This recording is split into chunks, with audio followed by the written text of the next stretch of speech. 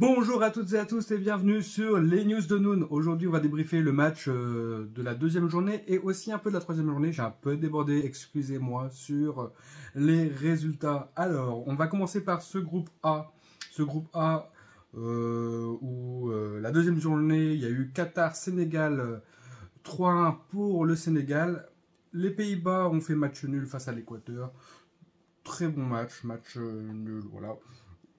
Et enfin, pour la troisième journée de ce groupe qui a eu lieu, donc l'Équateur a perdu face au Sénégal, une très bonne équipe du Sénégal. Et les Pays-Bas ont gagné 2-0 très logiquement aussi face au Qatar, qui n'a pas proposé grand-chose. Donc les Pays-Bas sont premiers avec 7 points, le Sénégal deuxième avec 6 points, l'Équateur troisième avec 4 points. Et le Qatar avec 0 points. Donc le Qatar a été le premier pays éliminé de la Coupe du Monde, le pays hôte. Et le Sénégal, 20 ans après, retrouve les huitièmes. Donc du coup, c'est vraiment très bien et c'est vraiment force à eux. Hein, c'est vraiment une très bonne équipe. Je pense qu'ils peuvent aller très loin dans cette coupe. Donc on va passer par le groupe B. Le groupe B avec l'Angleterre, les États-Unis, l'Iran et le Pays de Galles. Donc les deuxièmes journées, c'était Pays de Galles, Iran, 2-0 pour l'Iran. Et l'Angleterre 0-0 face aux États-Unis. L'Angleterre qui revenait de son 6-2 face à l'Iran est tombée sur un os. N'a pas proposé grand-chose. Et les États-Unis ont vraiment très très bien joué le coup. Et auraient même pu marquer un but. Mais voilà, c'est vrai que c'est un très beau match. L'Angleterre n'a pas joué vraiment comme elle devait jouer. Bon, tant pis. Ils se sont rattrapés après. À la troisième journée, ces matchs ont eu lieu pour ce groupe-là aussi. L'Iran a perdu 1-0 face aux États-Unis. Très logiquement, les États-Unis s'en sortent vraiment bien. Et le Pays de Galles s'est incliné 3-0 face à l'Angleterre. Encore une fois, l'Angleterre a surclassé son adversaire parce que là, il n'y avait pas eu vraiment de match. Hein. Donc l'Angleterre est première de son groupe avec 7 points. Les États-Unis deuxième avec 5 points. L'Iran troisième avec 3 points et le Pays de Galles 1 point, quatrième. Donc l'Angleterre et les États-Unis sortent de ce groupe aussi logiquement parce que les États-Unis c'est vraiment une très bonne équipe. L'Angleterre en tête, bien sûr, c'est une équipe de classe mondiale. On va passer par le groupe C, l'Argentine, la Pologne, le Mexique et l'Arabie Saoudite. Alors les matchs de la deuxième journée ont donné de bons résultats. Hein. 2-0 pour la Pologne face à l'Arabie Saoudite. 2-0 de l'Argentine face au Mexique. Le Mexique a fait un non-match. Hein. Vraiment, ils n'ont pas vraiment joué comme ils auraient dû jouer. Et justement, les matchs viennent de se terminer de la troisième journée de ce groupe-là. Et ça a donné tort au Mexique d'avoir fait un non-match face à l'Argentine, le groupe C. Donc du coup, la Pologne a perdu 2-0 face à l'Argentine et l'Arabie Saoudite a perdu 2-1 face au Mexique. C'était tendu jusqu'au dernier moment parce que l'Argentine gagnait 2-0, la Pologne était qualifiée, mais là, le Mexique menait aussi 2-0 jusqu'au dernier instant. Ils auraient pu mettre un but qui les qualifiait à la différence de but, mais c'est l'Arabie Saoudite qui, au dernier moment, a marqué un but pour pouvoir qualifier la Pologne, alors que le match de la Pologne était fini. Donc voilà, donc sur ce match-là, c'est l'Argentine qui s'en sort premier, malgré son premier match perdu face à l'Arabie Saoudite. Donc premier, l'Argentine 6 points, Pologne deuxième 4 points, le Mexique troisième malheureusement 4 points, et l'Arabie Saoudite 3 points, quatrième. Ce groupe-là, ce groupe C est un groupe assez difficile. Hein. Il y a eu beaucoup de non-matchs. Hein. La Pologne là contre l'Argentine, le dernier match, on n'a pas compris. Enfin, moi, j'ai pas compris pourquoi la Pologne s'est mis derrière sa défense et n'a pas joué pour essayer de se donner l'oxygène et puis de pas dépendre du résultat des autres. Et puis les Argentins, ils pouvaient marquer, ils ont fait tourner la balle, ils savaient qu'ils étaient qualifiés, il fallait pas se cramer, pas se blesser. Bon, ils sont gentils les Argentins, ils les ont maintenus en vie. Hein. On va dire c'est grâce à eux. Mais bon, la Pologne a joué un coup de poker en vrai, en n'essayant pas d'inscrire ce petit but. Peut-être que le fait de se découvrir, ils auraient pris plus, je sais pas. Le groupe D entre la France, l'Australie, la Tunisie et le Danemark. Les matchs de deuxième journée, la Tunisie a perdu 1-0 face à l'Australie. La France a gagné 2-1 face au Danemark, un très bon match. Hein. On a vu Kylian Mbappé inscrire un doublé. C'est vraiment très bon ce joueur-là est vraiment parti sur sa lancée. Les matchs de la troisième journée de ce groupe-là aussi sont finis. Donc l'Australie a gagné contre le Danemark. Et la Tunisie a gagné contre la France. Malgré un but de la France dans les derniers instants, il a été refusé par la VAR parce qu'il y avait une position d'hors-jeu. Griezmann revenait d'une position d'hors-jeu, je sais pas. C'est un peu litigieux ce hors-jeu. Pour moi, il n'y a pas hors-jeu. Pour moi, le but était valable. Après, pour d'autres, voilà. L'arbitre a décidé de le refuser. C'est pas grave, c'est ça. On a fait un match désastreux sur ce match-là. On n'a pas vraiment joué. On a vraiment Deschamps a fait une compo sortie de son chapeau avec des joueurs pas à leur poste. On parle de Kamavinga par exemple ou autre. Bah, on peut pas vraiment espérer. Après ça s'est amélioré avec l'entrée des titulaires et qui ont amené vraiment leurs pattes. Mais c'était déjà trop tard. On perdait déjà 1-0. Voilà. Bon, le match est logiquement perdu. Les Tunisiens avaient vraiment bien joué le coup. Voilà, après, on peut s'en prendre qu'à nous-mêmes. Mais après, c'est bien aussi d'avoir laissé reposer aussi les gens, de pas s'être blessé, de pas avoir pris de choses bêtes. Mais ouais, non, voilà, ça justifie aussi d'avoir fait tourner en fait. On n'aurait pas fait tourner, on se serait blessé, on aurait dit mais pourquoi t'as pas fait tourner alors qu'on était qualifié. Donc voilà, donc sur ce groupe-là, le groupe D, la France première 6 points, l'Australie deuxième 6 points, la Tunisie troisième 4 points et le Danemark dernier 1 point. Donc France et Australie qualifiés. Le groupe E, avec les deuxièmes matchs, le Japon contre donc le groupe E, on va dire le groupe de l'Espagne, du Japon, du Costa Rica et de l'Allemagne. Les deuxièmes matchs ont eu lieu, donc le Japon a perdu 1-0 face au Costa Rica, l'Espagne a fait match nul face à l'Allemagne. Très gros match, un match de cador en fait, de classe mondiale aussi, hein, parce qu'on a vu que ça se rendait coup pour coup, et c'était pas un match facile du tout à gérer, en vrai, pour les deux équipes. Hein. Donc le troisième match aura lieu après, demain. Le groupe F, la Croatie, le Maroc, la Belgique et le Canada. Pour les deuxièmes matchs, la Belgique s'est inclinée face au Maroc. Très belle victoire des Marocains. Très belle victoire à l'envie. On a vu une équipe qui se donnait à fond et qui méritait entièrement sa victoire. Hein, j'espère qu'ils vont aller loin parce que ça sera une équipe redoutable, une équipe très dure à battre. Et la Croatie a déroulé face au Canada 4-1. On a vu une avalanche de buts croates et c'est vrai que ça fait plaisir parce que cette équipe-là, on l'aime bien. Ensuite, donc du coup, sur le groupe F, pour l'instant, on n'a que les deux premières journées. Donc du coup, la Croatie est première avec 4 points, le Maroc deuxième 4 points, la Belgique de troisième 3 points et le Canada 0 points, donc quatrième. Donc les prochains matchs, hein, ça sera Canada-Maroc. Donc je pense que ça va être un match assez difficile, hein, un match bien... Les milieux de terrain vont bien jouer là-dessus et je pense une victoire du Maroc, la Croatie contre la Belgique. Et bien là, ça va faire un beau match. Et là, il faudra que les Belges se sortent un peu du piège croate. Oui, voilà. Donc, le groupe G avec le Brésil, la Suisse, le Cameroun et la Serbie. On a eu des deuxièmes matchs palpitants avec, des deuxièmes journées, avec le Cameroun et la Serbie qui ont fait 3 partout. C'était vraiment un match... ils avaient faim, les joueurs. Ils avaient faim. Et ça, c'était vraiment beau. Ça, c'est vraiment beau pour le spectacle. Et le Brésil contre la Suisse, 1-0. Un but de Casemiro sur une passe un peu de Vinicius.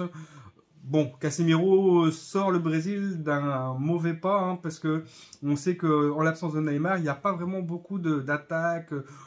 Voilà, on sentait le Brésil prenable. Mais voilà, Casemiro était là, donc voilà, c'est bien. Donc la troisième journée de ce groupe-là, ça va être la Serbie contre la Suisse et le Cameroun face au Brésil.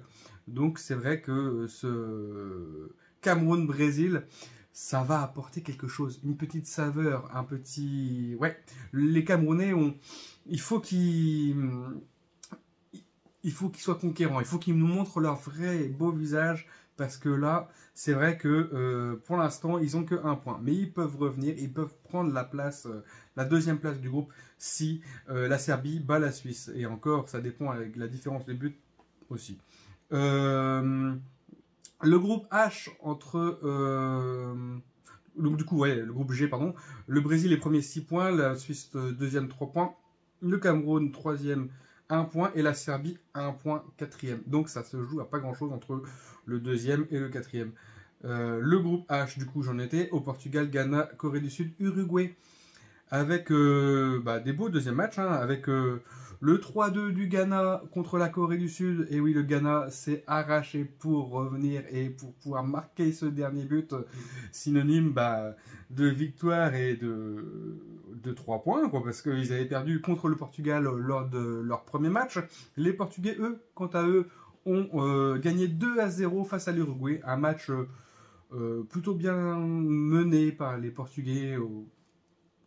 Tant les Uruguayens n'ont pas bien joué, hein. Vu leur effectif, on attendait mieux. On attendait un match, vraiment où il y aurait un beau combat, voilà. Et non, il n'y a pas eu ça. Donc 2-0 logique du Portugal. Donc le Portugal est premier 6 points, le Ghana deuxième 3 points, la Corée du Sud 1 point, troisième, et l'Uruguay 1 point, quatrième. Donc c'est vrai que ces matchs-là, voilà, les troisièmes matchs vont être vraiment très décisifs, hein, pour pas mal de groupes sur la deuxième place notamment, parce que la première place en général c'est acquis, mais les deuxièmes places ça peut se jouer vraiment. Et là il y a déjà des phases finales, des huitièmes de finale qui sont déjà révélées avec un beau Pays-Bas-États-Unis. Ça va être magnifique. Je pense que les États-Unis vont leur mettre beaucoup de difficultés. Un Argentine-Australie. Hein. Les Argentins devraient normalement pouvoir s'en sortir, hein, même si les Australiens se sont bien repris après le match de la France. Et on a Angleterre-Sénégal et un France-Pologne. Ça promet aussi. Angleterre-Sénégal, ça va être un beau match. Ça va être un beau match. Je pense que les Anglais sont pas sereins d'avoir pris le Sénégal. En tout cas, la France contre la Pologne, vu ce que la Pologne a montré, voilà, ça promet. C'est plutôt pas mal pour nous. Après, il faut aussi voir qu'ils jouaient pour pas perdre, pour pas trop perdre, mais avec le potentiel, avec les Argentins qui avaient mis leur machine à but et leurs attaques, vraiment, ils étaient déterminés à marquer. De toute façon, pour se sortir de ce groupe et être premier. Et ça, c'est bien. Donc, du coup, potentiellement, un États-Unis-Argentine ou un France-Angleterre, pardon, en quart de finale, ça pourrait être sympa, en vrai. Ou un France-Sénégal, si on passe. Ça pourrait être vraiment sympa. Donc c'est vrai que les matchs commencent à tomber là. J'étais un peu en retard pour le résultat des matchs, pour en parler un peu, parce que j'avais vraiment pas mal de trucs à faire en plus, et le fait de regarder aussi tous les matchs, de les revoir et tout, ça me prend du temps. Et voilà, je voulais vraiment parler des matchs en les ayant vus, sans voilà, en disant ce que je pense de ces matchs-là. Après, que des gros matchs, mais on voit une Coupe du Monde assez particulière, parce que je veux revenir aussi aux erreurs d'arbitrage. Alors, loin de moi de critiquer l'arbitrage, hein, mais il y a pas mal d'erreurs d'arbitrage, de petits... Vous voyez, comme le but de la France face à la Tunisie, il y a pas mal de petites erreurs, même à l'entrée au match d'ouverture avec le Qatar, le but refusé de l'Équateur, et on en voit d'autres, et la VAR pas très sereine, hein. On voit aussi des actions qu'on a... Après, c'est vrai que c'est difficile. C'est vrai que c'est difficile de juger, mais les hors-jeux de pas grand-chose... des buts... le but de la tête de Cristiano Ronaldo, pas accordé à Cristiano Ronaldo. En même temps, pour moi, le but n'a pas été dévié, en fait, hein. La balle a frôlé peut-être sa coupe de cheveux, mais on n'a pas vu un changement de trajectoire sur le ballon notable pour pouvoir lui accorder le but. C'était ça aussi. Il disait qu'il avait marqué pour le Portugal, mais je pense que non, ça n'a pas été assez dévié. En fait, on le voit à peine, et il faut vraiment faire des images par image pour voir que peut-être ça a touché sa mèche de cheveux. Mais en tout cas, toucher une mèche de cheveux, ok. Mais le but étant, pour être accordé, d'avoir quand même changé la direction de la balle, d'avoir quand même impacté le ballon plus que de l'avoir au millimètre touché, quoi. Donc on peut pas dire que c'est vraiment un but de Cristiano Ronaldo, même si ça aurait été bien pour ses stats, pour son truc. Mais je ne doute pas qu'il va en marquer d'autres, hein. Il n'y a pas de problème. Mais vous voyez, on est au millimètre à calculer ça, et puis à l'arbitrage c'est pareil, ça joue au millimètre, des retours de position d'hors-jeu, des machins. C'est vraiment à l'interprétation de l'arbitre. Et des fois, bah, quand on voit Tunisie-France, par exemple, on voit des fautes, que ce soit françaises ou tunisiennes, hein. En vrai, on voit des fautes et on arrache les bras et tout. C'est pareil pour le Argentine-Pologne où on voit des fois les Polonais qui sont un peu justes sur les Argentins et ça peut faire des fautes lourdes, et puis même les Argentins, hein, des fois, même le penalty de l'Argentine, le premier penalty, Messi l'arrête, pour moi, il n'y a pas penalty, hein. Il n'y a pas penalty, le gardien il sort, il met la main, ça le touche à peine Messi, mais c'est sur une sortie aérienne, donc il va pour jouer le ballon en fait. Il la loupe, certes, mais il le frôle Messi. Et Messi, ça a pas impact... le gardien n'a pas impacté son raté. Ça a impacté, ça a retombé, mais c'était déjà fait. Et alors, un gardien dans les airs, normalement, doit être intouchable. Même si c'est lui qui va vers la balle, vers le joueur, pardon, il n'y a pas d'action pour pouvoir... ça n'a pas nuit à la santé de Messi, ça a pas... Voilà. Et mettre un penalty là-dessus comme ça, c'est vraiment chercher la petite bête ou des petits trucs comme ça. Et même il y a des penalties. Le premier penalty de Cristiano Ronaldo aussi, c'est pareil, hein, face au Ghana. Voilà, c'est vraiment chercher la petite bête où il s'étale un peu. Bon, je pense qu'il y a des matchs où l'interprétation de l'arbitre, oui, c'est par rapport à l'ambiance, au match, mais si on y réfléchit à tête refroidie, bah oui, il n'y a pas forcément de penalty là. Peu importe, ça n'impactera peut-être pas le match ou pas, mais c'est pas tout à fait clair tous les arbitrages. Même, ouais, non, mais c'était l'arbitre qui avait arrêté le match, je sais pas combien de temps pour la CAN. Là. Il avait fait encore une erreur d'arbitrage dernièrement. Là. C'était pas clair son jugement. Je sais plus, il avait fait un match là sur cette Coupe du Monde où il était pas clair sur ce match-là. Bon, en tout cas, pour nous, ça change pas. C'est du régal, c'est du football, c'est vraiment bien. C'est tout ce qu'on aime. Même s'il y a des petites erreurs d'arbitrage, ça ne change pas le match, ça ne change pas. En fait, l'équipe, elle doit se donner à fond de bout en bout. Il y a 90 minutes et maintenant, le temps additionnel, eh ben, il est conséquent par rapport à l'envie que chaque minute doive être jouée. Hein. Chaque minute, même le temps est arrêté, hein, pour l'arbitre. Donc du coup, il le décompte et ils le mettent en fin de match, dans les arrêts de jeu. Et c'est vraiment très bien parce que tous les supporters en ont pour leur argent. Et puis le match, il n'y a aucune équipe qui peut jouer autant.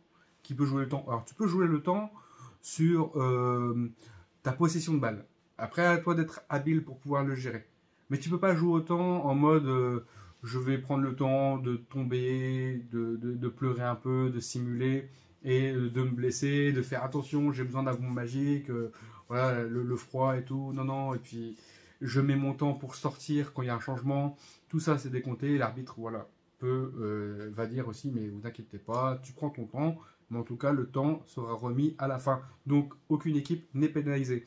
Et il y a certaines équipes, hein, qui jouent le temps et après ils se retrouvent en manque de temps. Donc, c'est à eux aussi de gérer ça. Et c'est bien que ça soit pas oublié ce temps-là. Donc voilà, mais donc il y a des bonnes choses, hein, il y a des moins bonnes choses par rapport à l'interprétation. Encore une fois, la VAR, je sais pas trop, c'est bien, mais en même temps, il y a des limites quand même, la VAR.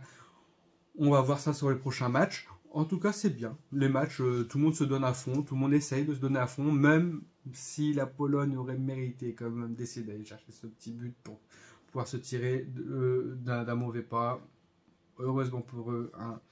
Mais bon, voilà. Les prochains matchs, on verra bien. Je débrieferai après la fin, quand on aura tous les huitièmes de finale, pour voir un peu qu'est-ce que ça peut donner, même si on a un petit avant-goût avec les résultats qui sont tombés. Ça fait du bien de voir ça. Ça fait une bonne Coupe du Monde. Après, je sais pas. Au début de la compétition, peut-être que je misais pour le Brésil. Mais là, vu le match des Argentins, Ils se sont réveillés par rapport à leur premier match. Leur premier match était moyen, vraiment. Leur deuxième, une mi-temps bizarre, une mi-temps, ouais, ça peut le faire. Et là, maintenant, ce match-là, il était totalement abouti. Il était totalement abouti. Messi faisait le fou. Et puis Di Maria.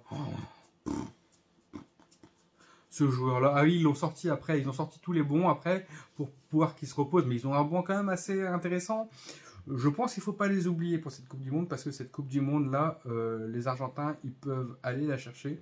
Peut-être pour la dernière de Messi, bah, je pense. Mais ouais, je pense qu'ils vont se donner les moyens d'aller la chercher. Donc, et là, ils vont tomber contre l'Australie. Je pense pas que l'Australie peuvent leur résister. Vu comment ils jouent maintenant, ils auront du mal. Mais bon, ça sera peut-être un beau match. Allez, Tchou!